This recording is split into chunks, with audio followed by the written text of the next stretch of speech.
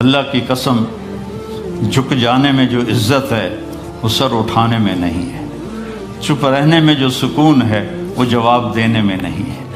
ایک عورت نے پوچھا، یا رسول اللہ میرے خامند کا میرے اوپر کیا حق ہے؟ آپ نے فرمایا تیرے خامند کے جسم پہ پھوڑے نکل آئیں اور ان میں گندا پانی جمع ہو جائے اور تو زبان سے چاٹ کے اس کے زخم صاف کرے تو بھی تو نے خامند کا حق ادا نہیں کیا۔ دونوں کو بیلنس کیا ہے۔ بہترین مسلمان وہ ہے جس کا بیوی کے ساتھ اچھا سلوک ہو۔ جب تک آپ کو صبر اور برداشت کرنا نہیں آئے گا آپ کی زندگی خوبصورت نہیں ہو سکتی۔ غصے کو پینا سیکھو، غصے کو دبانا سیکھو، غصے کے وقت چپ رہنا سیکھو تو آپ کی زندگی بڑی خوبصورت ہو جائے گی۔ دل دریا سمندروں ڈوبے کون دلاندیاں جانے ہو، وچے بیڑے وچے جھیڑے وچے ونج مہانے ہو۔ میرے نبی نے گھروں کو آباد کرنے کا ایک خوبصورت طریقہ بتایا کہ اس زبان پہ قابو کر لو، اس زبان پہ قابو کر لو، خاموش رہنا سیکھ لو۔ غصے کے بیوی کو غصہ چڑھ جائے تو خامند چپ کر جائے، خامند کو غصہ چڑھے تو بیوی چپ کر جائے تو آپ کا گھر خوبصورت رہے گا۔ اگر دونوں ہی آگ لگ گئی اور دونوں ہی بولنا شروع ہو گئے تو آپ بھی گئے، آپ کے بچے بھی گئے۔ اپنی زبان پہ قابو پانا سیکھو۔ ہماری ایک دھوبن تھی ماسی شریفہ، فوت ہوگی بیچاری، وہ تھی بڑی لڑاکی، چھوٹے قادی آئے تھے، چنگا شرلی پٹاخہ ہے، تو وہ آئی میری بہن کے پاس، کہتی بی بی میریاں نوواں میرے نال بڑا لڑدیاں، لڑتی آپ تھی، میریاں نوواں میرے نال بڑا لڑدیاں، میں نے کوئی تویز دے کہ ساریاں میریاں نوکر بن جانا۔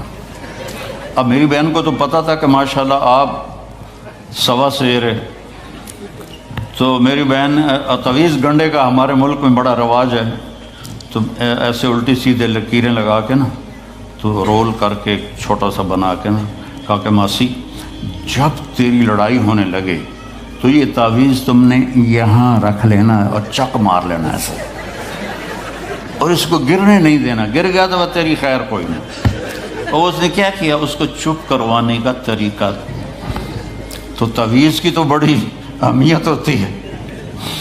تو ایک ہفتے کے بعد آ گئی، بی بی تو بڑا چنگا تعویذ دیتا، ساری لڑائی ختم ہو گئی کیونکہ ماسی شریفہ چپ ہو گئی۔ تو یہ سب ان عورتوں کو بھی تعویذ دیتا ہوں، ماسی شریفہ والا آپ کو بھی دیتا ہوں۔ ماسی شریفہ والا تعویذ لے لو، آپ کی زندگی بڑی خوشحال ہو جائے گی۔ اللہ کی قسم، جھک جانے میں جو عزت ہے وہ سر اٹھانے میں نہیں ہے، چپ رہنے میں جو سکون ہے وہ جواب دینے میں نہیں ہے۔ آپ خاموش رہنا سیکھو، آپ اپنے بچوں کو عزت دینا سیکھو، اپنے بچوں کو ٹائم دیا کرو۔ یہاں مرد کی بھی جاب ہے، عورت کی بھی جاب ہے، تو بچے نظر انداز ہوتے ہیں، ان کو ٹائم دو۔ میرے نبی نے فرمایا اکرموا اولادکم، اپنی اولاد کو عزت دو، اور آپ نے فرمایا خیرکم خیرکم لأہلہ، سب سے بہترین مسلمان وہ ہے جو بیوی سے اچھا سلوک کرے۔ اور ایک عورت نے پوچھا، یا رسول اللہ میرے خامند کا میرے اوپر کیا حق ہے؟ آپ نے فرمایا تیرے خامند کے جسم پہ پھوڑے نکل آئیں اور ان میں گندا پانی جمع ہو جائے اور تو زبان سے چاٹ کے اس کے زخم صاف کرے تو بھی تو نے خامند کا حق ادا نہیں کیا۔ دونوں کو بیلنس کیا ہے۔ بہترین مسلمان وہ ہے جس کا بیوی کے ساتھ اچھا سلوک ہو۔ آپ نے 11 شادیاں کی، یہ شوق کی نہیں تھیں، یہ اللہ کے حکم کی تھیں اور ہمیں زندگی سمجھانے کے لیے تھیں کہ آپ یہاں رہو یا کہیں اور جگہ رہو، جب تک آپ کو صبر اور برداشت کرنا نہیں آئے گا آپ کی زندگی خوبصورت نہیں ہو سکتی۔ غصے کو پینا سیکھو، غصے کو دبانا سیکھو، غصے کے وقت چپ رہنا سیکھو تو آپ کی زندگی بڑی خوبصورت ہو جائے گی، بہت حسین ہو جائے گی۔ زندگی اندر ہے، باہر نہیں۔ اب رولز رائس میں چڑھ کے کوئی اچھی زندگی نہیں گزار رہا ہے، لائف تو اندر ہے۔ دل دریا سمندروں ڈوبے کون دلاندیاں جانے ہو، وچے بیڑے وچے جھیڑے وچے ونج مہانے ہو۔ یہ اندر ہے، لائف اندر ہے۔ اور کیا لطف انجمن کا جب دل ہی بجھ گیا ہو، جب اندر بجھا ہوا ہو تو پھر باہر کی چیزیں کوئی مزہ نہیں دیتی۔ عاصم کے مرنے کے بعد ہمیں کوئی شے اچھی نہیں لگتی، حالانکہ لائف ہر نعمت موجود ہے، سب کچھ موجود ہے۔ میرے بیٹے کا نام عاصم تھا جو فوت ہوا ابھی جب 36 سال کی عمر میں، تو کوئی شے اچھی نہیں لگتی کہ اندر ویرانی آ گئی۔ یہ اندر میں خوشحالی ہو، اس کے لیے صرف ایک ہی دوا ہے، وہ ہے محمدی بننا اور محمدی اخلاق کو اختیار کرنا، اللہ کے نبی کے طریقے پر چلتے ہوئے اپنی جان سے لڑائی لڑنا۔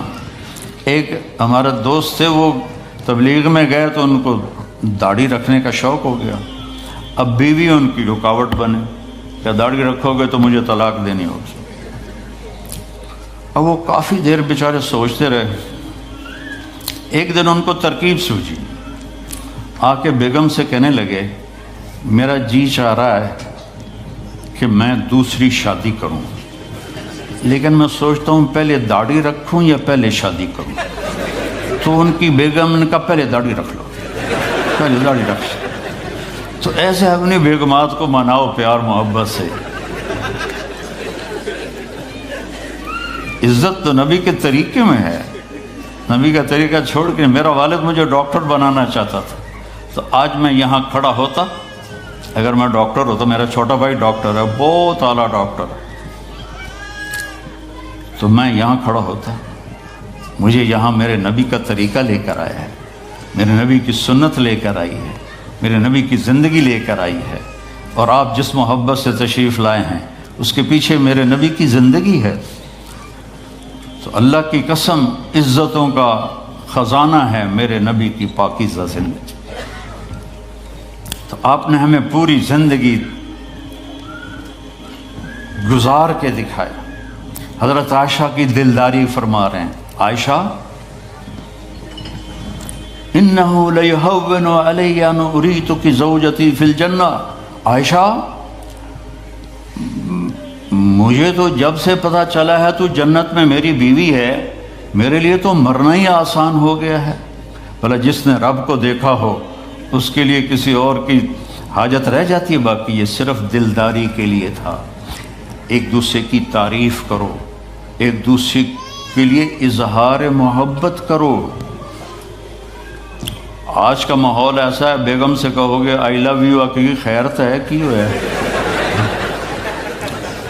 وہ تم سے کہے گی آئی لو یو تو تم بھی پوچھو گے خیرت ہے، کوئی چکر تو نہیں آ رہا؟ اظہار کرو، اظہار محبت کرو، اس سے آپ کے پاؤنڈنگ ہوگی۔ اولاد کو ماں باپ سمجھتے ہیں بس ہماری اولاد ہے، ہمیں ان سے پیار ہے، ان کو عزت دو، ان سے اظہار محبت کرو۔ ڈاکٹر عبدالحی صاحب ایک بڑے بزرگ گزرے ہیں، وہ اپنے ایک مرید کے ہاں کھانے پہ گئے تو پوچھنے لگے کھانا کس نے بنایا؟ تو مرید نے کہا جی میری بیگم نے بنایا۔ کہا اس کو بلاؤ۔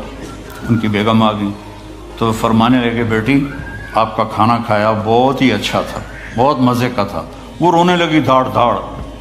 تو وہ ڈاکٹر صاحب پریشان ہو گئے کہ بیٹی خیریت تو ہے، کیا ہوا؟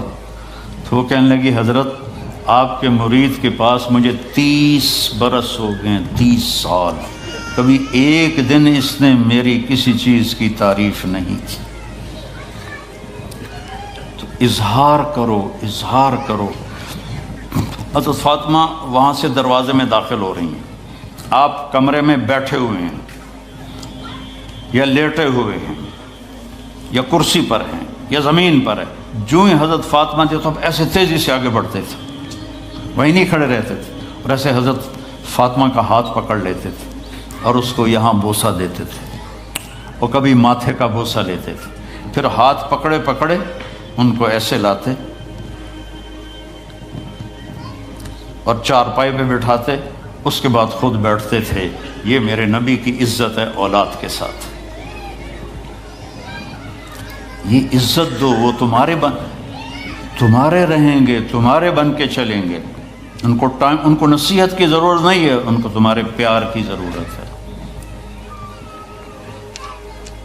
اور جب اللہ کے نبی حضرت فاطمہ کے گھر جاتے تو حضرت فاطمہ یہ کرتی تھی، وہ کھڑی ہو جاتی، آگے بڑھ کر اللہ کے نبی کے ماتھے کا بوسہ لیتی، پھر ان کا ہاتھ پکڑ کے ان کو چارپائی پہ بٹھاتی پھر خود نیچے بیٹھتی تھیں۔ تو اظہار بہت بڑی دوا ہے، بہت بڑی غذا ہے۔ انسان محتاج ہوتا ہے اچھے کیے کہ وہ تعریف چاہتا ہے، خوشامد نہیں ہے، خوشامد حرام ہے، اور تعریف واجب ہے کہ اس کی حوصلہ افزائی کرو۔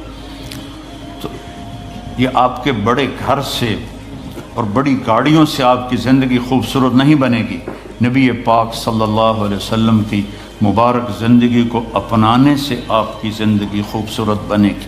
باقی سب دھوکہ ہے، میرے رب کی قسم، سب فریب ہے۔